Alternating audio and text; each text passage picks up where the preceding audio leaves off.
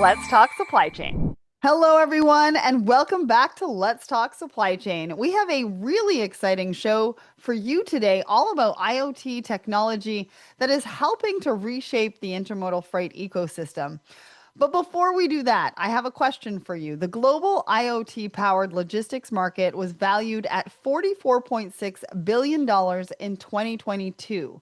So, by how much is it set to grow? Well, let me know your guesses over on social and keep listening because I'll let you know at the end of the show. So today I'm joined by a company that is all about transforming supply chains from sourcing to delivery. We all want transformation, but who's driving it? Well, it's Blume Global. So Blume Global solution digitizes and streamlines every step of the supply chain with a platform that really hinges on empowerment, empowering manufacturers, suppliers, logistics service providers, carriers, and terminal operators with enhanced visibility, seamless execution, and operational efficiency. And I'm joined by Chris Haas, Business Development Executive for Rail. Now, Chris brings nearly 2 decades of experience in 3PL operations and logistics to his role leading strategic growth initiatives for asset owning railroads and private asset fleets. Wow, that's a mouthful, Chris. I'm going to get to you in just a second. But today, we're going to be talking all about how IoT is reinventing rail freight visibility. We'll be diving into why rail freight needs a visibility revolution, IoT's expanding role in freight optimization, how Bloom is helping customers unlock efficiency, security, and competitiveness, and building a more agile, optimized intermodal network for everyone. So, welcome to the show, Chris. Hi, Sarah. Hi, everyone, for tuning in. Thanks for tuning in, and thanks so much for having me on the show. I'm just very excited to be here. Oh, yes. And I'm excited to have you here as well. Now, Bloom Global was on the show back in early 2023, and I think that was around the time of your acquisition by WiseTech. So I'm looking forward to hearing all about the growth over the last couple of years and the incredible innovations. So we're talking today about IoT and its role in intermodal. So before we really dive in, can you start by telling us what IoT is and what it really means to the rail freight context? Yeah, so the IoT or Internet of Things is essentially a network of connected devices that can collect and share real-time data. In the world of rail and intermodal freight, that means things like GPS trackers and door sensors and temperature monitors, devices that are placed on containers, chassis, or rail cars. And they give us a real-time view into where our assets are, what status or condition that they're in, and whether or not something's gone off track, literally or figuratively. I love that. Gone off track. Well, and those are plenty of really great ways for us to be able to keep an eye on everything. Visibility is key. Everybody wants to know where their stuff is. They also want to know where their chassis are. They also want to know where the trucks are that's containing the loads. And so it's really important that we stay connected through different devices. And that's what really keeps us on the ball, proactive, and really gives us a view into what competitive advantage actually means, right? Absolutely. So let's talk challenges. The intermodal freight ecosystem is fraught with them. We've talked about fragmentation for a very long time. So can you talk about some of the big macro level challenges you see? Sure. Yeah. This might not be anything anybody doesn't already realize, but intermodal logistics is it's inherently complex, multiple modes, multiple stakeholders, and disconnected systems, which makes visibility a real challenge, right? Hmm. We're also dealing with real on the ground issues like cargo theft, a $35 billion crisis that we talked about recently. We did. Yeah. You have equipment sitting idle when it should be moving, and the constant challenge of balancing capacity and service. And at the same time, there's a lot of pressure to keep costs low, hit service level targets, and meet sustainability goals. And all this comes on top of trying to compete with the perceived flexibility and reliability of over the road transportation. Yeah, absolutely. And that $35 billion price tag, honestly, we had such a great conversation on that We did. LinkedIn Live. If you missed it, you can go and check it out. And I will make sure that we put that link in the show notes as well, because That was a really great conversation that you don't want to miss, and a huge number to bottom lines across the globe. And something that you might not be anticipating. So, highly recommend you go and check that out. But how does that really like translate to a business level? What are some of the day-to-day challenges you think that businesses find themselves facing in the light of these big industry issues? And why do you think that visibility is so crucial to navigating all of this? Yeah, so building on just what we talked about, the fragmentation, the theft risks, the equipment inefficiencies, and all that shows up in the day-to-day operations. For example, when you don't have visibility, delays and missed handoffs, they often go unnoticed until it's too late. Right. Uh, a container might be sitting idle in a yard or stuck at a terminal, and no one realizes it until a customer calls and asking where my shipment is. Right? Oopsie. Yeah. So that reactive mode creates stress across the board, and it includes operations, it includes customer service, and even makes its way to finance. So on top of that, without real-time data, businesses often rely on manual reconciliation to figure out what happened. We're thinking of like scanning spreadsheets and checking timestamps, right? And calling different partners. It's that fragmentation is so evident, right? And that when I mentioned finance, right, that's what slows down billing cycles and eats up a lot of internal resources, the time and effort, not to mention the headaches, right? Yeah. Yeah. So Nobody wants to slow down invoicing. absolutely. Right. So, like when we think about real time visibility and connecting the dots between all the moving pieces, it gives operations the power to act quickly and the finance teams the data to bill accurately and customers confidence to know that their cargo is being looked after. Yeah, I remember. Listen, I was in logistics. I handled some air freight and some ocean freight, and I remember the amount of phone calls Yes. I had to make. And then sometimes I had to go to a website and then still make a phone call because that wasn't updated. And it's a domino effect, Yep. right? Because what's happening for me in logistics or as a provider or a carrier is rolling down sort of that system, that supply chain. It's not just affecting me, it's affecting my customer and their customer, and really understanding where everything is. But then it also affects everybody internally. So, like you were talking about, that link to finance. Nobody wants to hold back any sort of invoice because you've got to keep that revenue coming in on a regular basis. And I remember we couldn't invoice, I think, until the container hit Canada Sure. because I was in Canada, right? Yeah. So, Yeah. as a freight forwarder, we couldn't issue that invoice until it hit Canada. And sometimes the customers didn't want us to invoice until it hit Toronto. Well, there's already delays in that, Hmm. right? And then you're Yeah. thinking that they're paying probably 30 to 60 days thereafter. That's really, really crucial. Visibility is crucial to be able to help push those invoices out, especially if they're at 30 to 60 days. You said it. Yeah. So you've said that across North America there's a lack of IoT adoption. Why is that? And despite that underdeveloped adoption, why do you think that IoT why does IoT offer a lot or so much potential to modernize intermodal operations?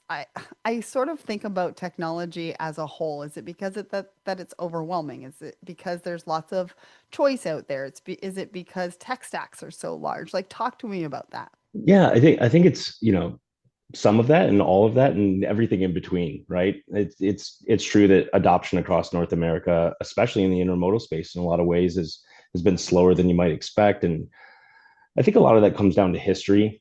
For a long time, IoT was seen as expensive, it was complex and hard to scale. Devices were pricey, and one big thing, battery life was limited, right? Hmm. And many of the legacy systems that are used in rail and intermodal just weren't built to handle real time IoT data. Hmm. So you can understandably think about the hesitation to invest in something that didn't feel practical or proven to scale, right?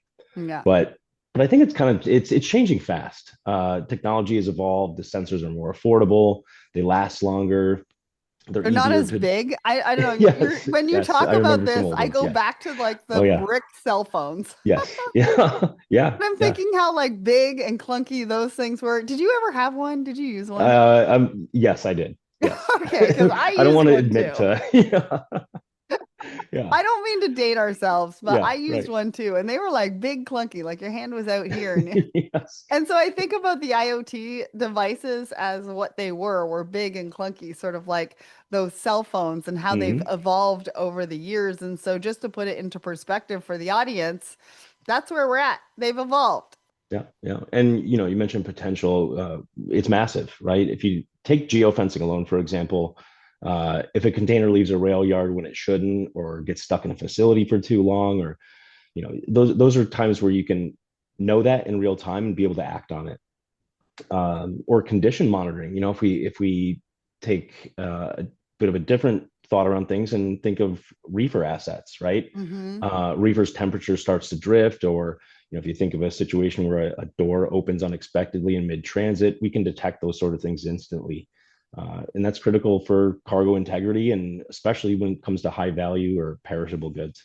And safety. I mean, does that happen a lot where the door just sort of pops open? Because I, It's one of those things where we we see it, we understand it, but then it's also being able to measure against the instances where that may have happened inexplicably, hmm. right?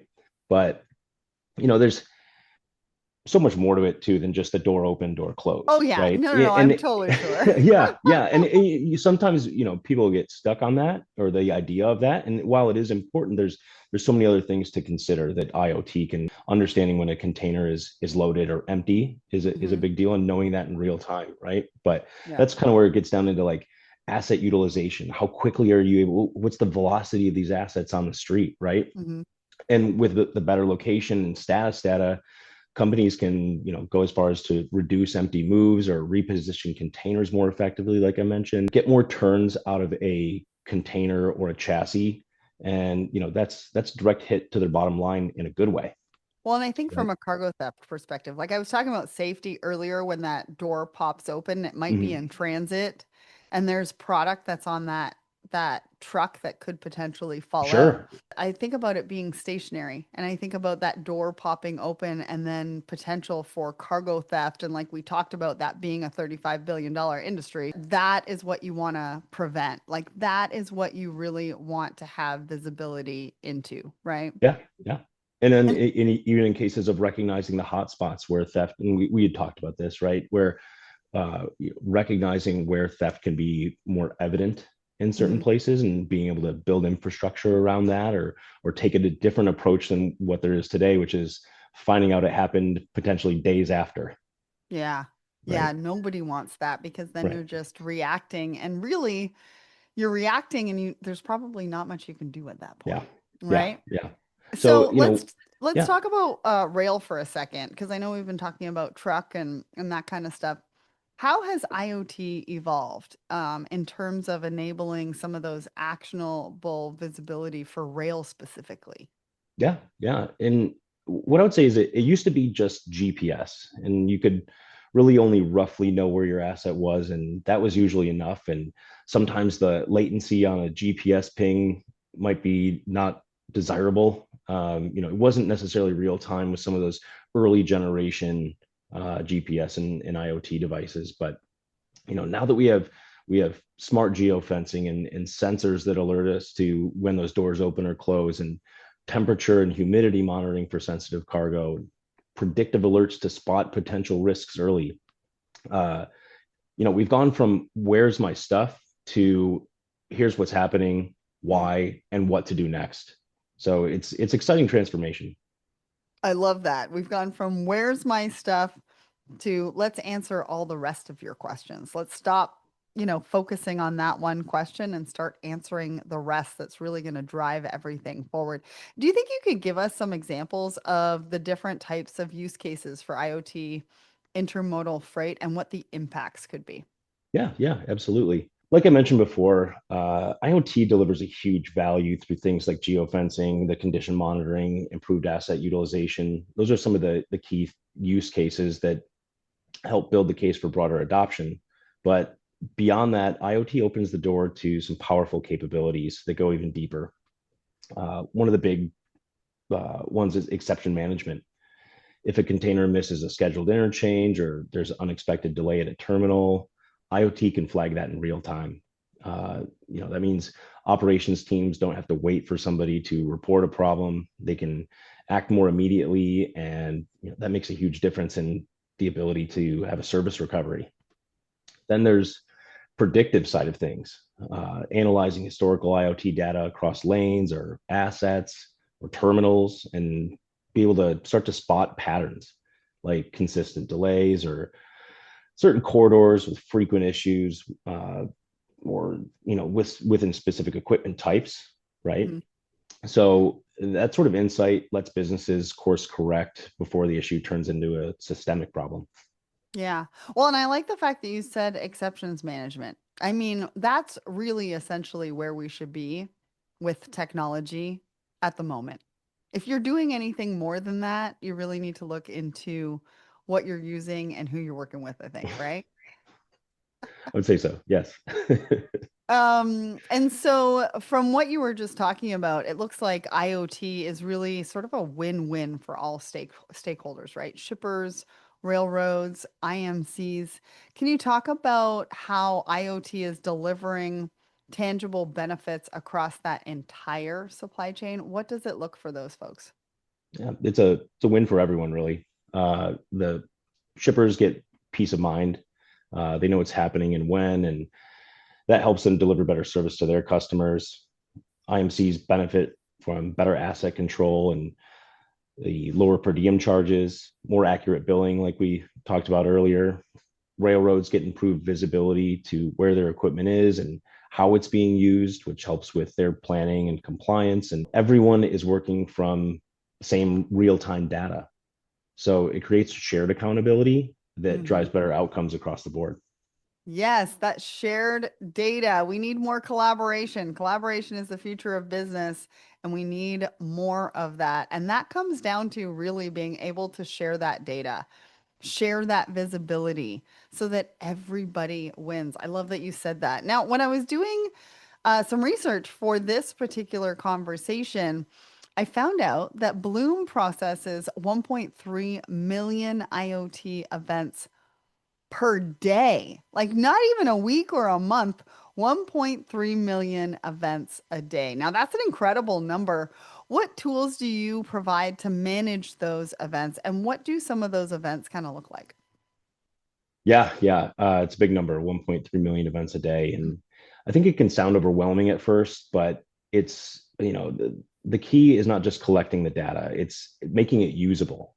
Yes. That's where Bloom really helps cut through the noise.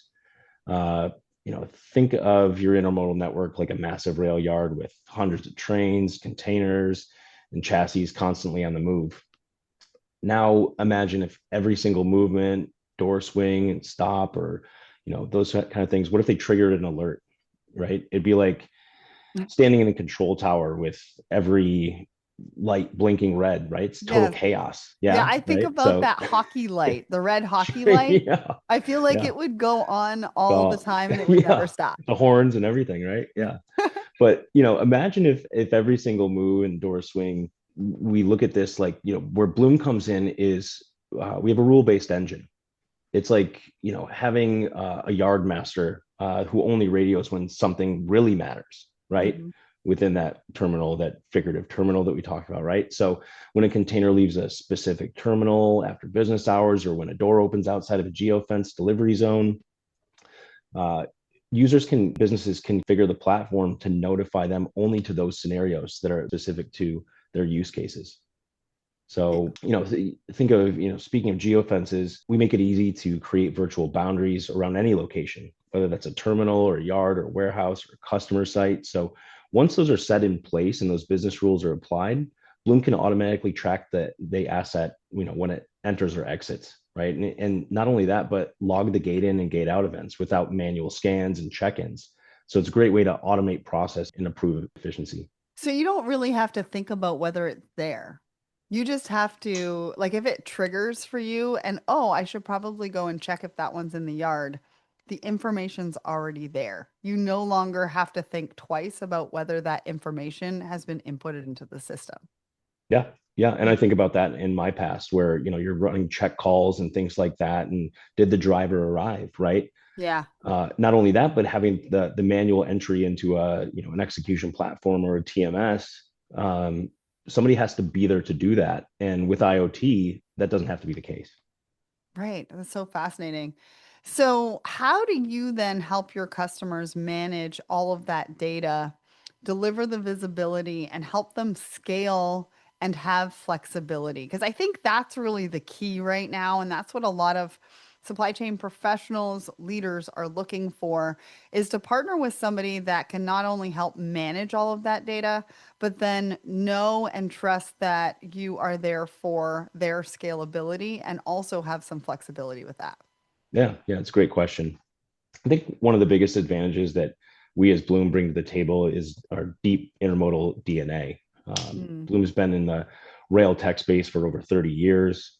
We understand complexities of intermodal inside and out.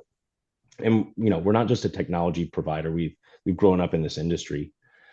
Our platform's natively built for intermodal operations and is integrated with all the major North American Class 1 railroads, the intermodal marketing companies, and drayage partners. So we're not starting from scratch here when it comes to data. We've connected to these core systems that power intermodal freight.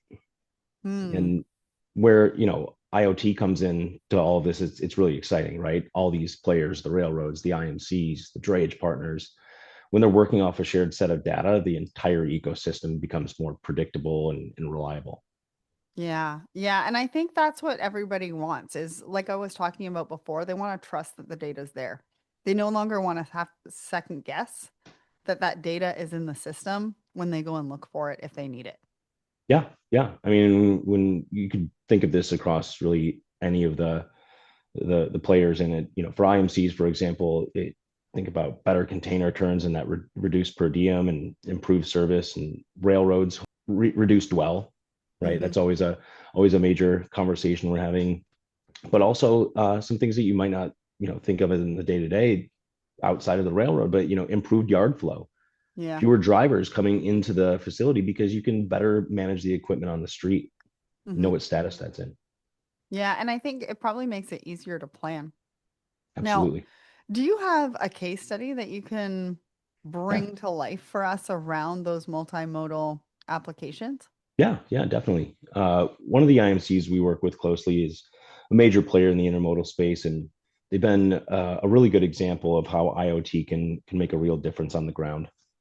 Uh, what's made a big difference for them is how they've used geofencing and GPS tracking. They've set up the geofences, as I had described earlier, in key terminals and customer sites. And now they know instantly when a container enters or exits, and having that real-time visibility and having the gate in and gate out events apply into their system automatically. Those are huge advantages to them. I think another highlight to the value is something that we've talked about, very topical. Two of their containers were recently stolen, and No. because the GPS tracking was in place, they were able to locate and recover them quickly. Without the IoT, I mean, who knows? Who's to say if Right. they ever would have found them, right? So Yeah. it's not something that most companies can do without this kind of technology in place to be able to find containers in that fashion, right? Yeah. Yeah. And I think about also insurance claims, right? So a lot Yeah, of times, like I come from the freight forwarding industry, and so insurance claims happened, right? Product got damaged during transit or it got still lost or stolen. But when you're talking about containers full of product that are going missing, that is an insurance claim that is going to live on almost forever for you, right? When you're dealing with that insurance company and they're assessing you as a part of a risk factor for them and how much they're going to charge you for insurance, which then affects your customers as well because your pricing is going to go up. And that could mean the difference between them working with you or not working with you, too. yeah, you're exactly right. I mean, that's the one of the big over the top things that maybe downstream as this becomes more and more applicable, right? But if this leads to lower insurance premiums or fewer claims overall. That I mean, Mhm. that's what we're talking about when we talk about the solutions behind this. Yeah, but also if they see you as a huge risk factor, that insurance company might not want to work with you, and they Yeah, all speak to each other. And if you can't get sure. insurance, you really can't be in this business. And so definitely something to think about. And it's kind of a no-brainer at that point. Not only to protect the capital that's within that container, but also to protect your customer's business, your business, and the future of your business as well. All right. So, talk to me about how IoT can help to build a more agile, optimized intermodal network.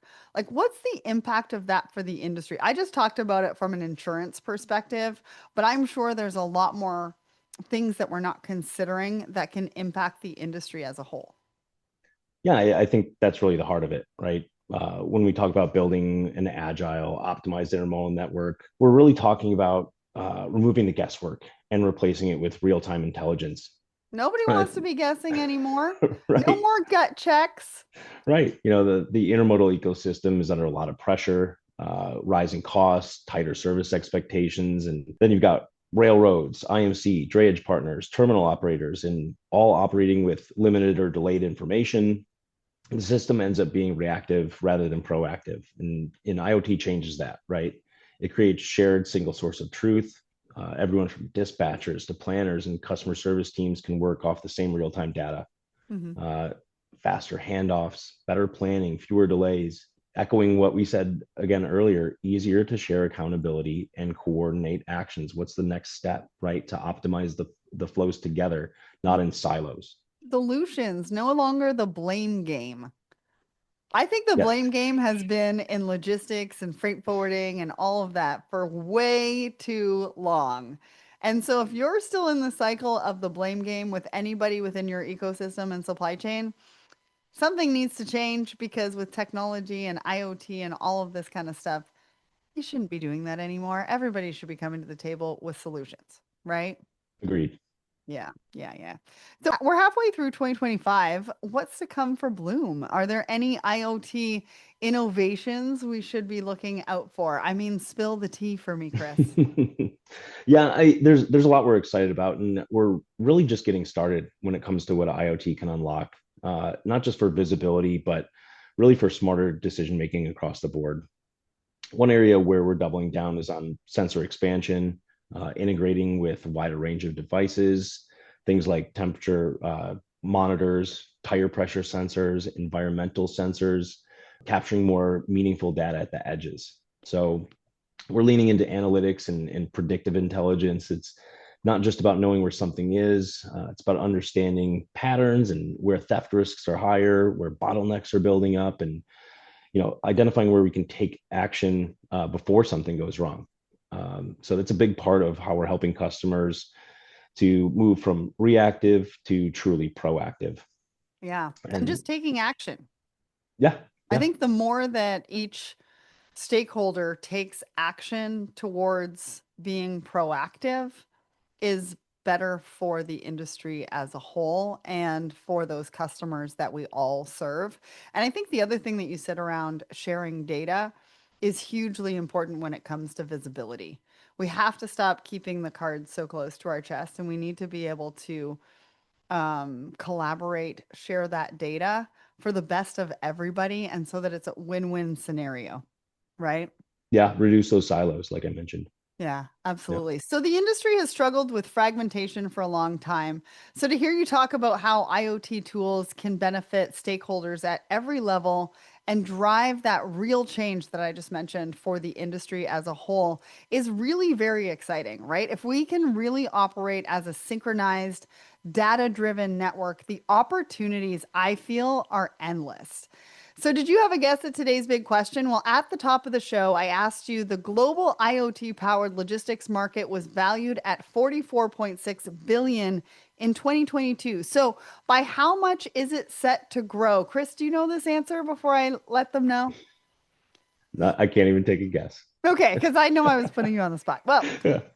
It's projected to grow at a pretty impressive compound annual growth rate of 12.4% from 2023 to 2031.